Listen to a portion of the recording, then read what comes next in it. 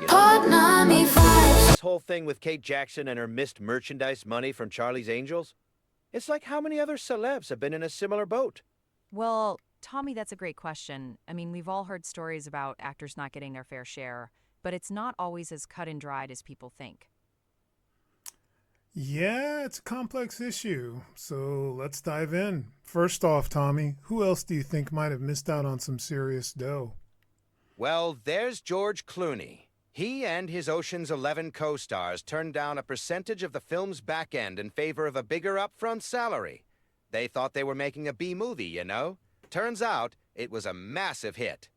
Right. And then there's Mark Wahlberg. He negotiated a higher salary than his fellow Planet of the Apes actors, but he didn't get a piece of the back end. Now he's one of the highest paid actors in Hollywood, but he's also missed out on some serious back end money.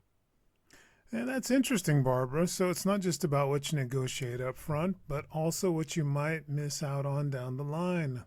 Exactly.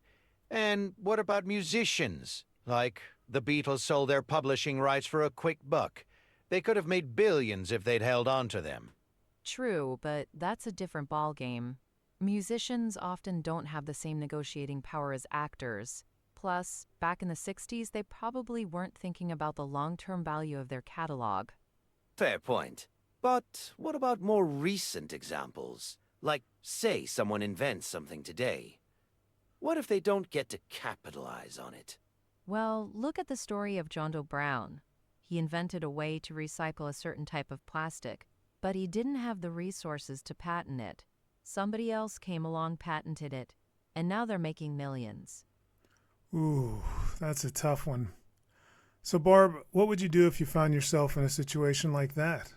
I do everything in my power to protect my invention. I'd get a patent, I'd license it, I'd partner with someone who can help me bring it to market. I wouldn't just let someone else swoop in and take it. Yeah, but not everyone has the resources or the know-how to do that. What if you're just an average Joe with a great idea?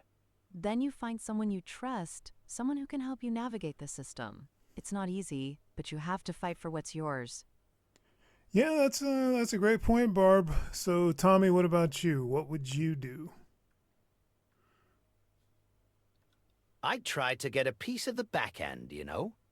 If I invented something, I'd want to make sure I'm not just making money for someone else. I'd want to make sure I'm benefiting too. That's a good strategy. But again, it's not always that simple. Sometimes you've got to take what you can get up front and hope for the best. I guess that's true. But you know what? I think the most important thing is to be aware of it. Know what you're giving up and what you're getting. Don't just sign on the dotted line without understanding the full picture. Absolutely, and that goes for all of us, whether we're actors, inventors, or just regular folks. Know what you're getting into before you sign on the dotted line. Well, those are some wise words from our co-host today. Thanks, Tommy and Barbara, for joining us on this exploration of missed opportunities and back-end deals. Anytime, host. My pleasure. Podnami vibes.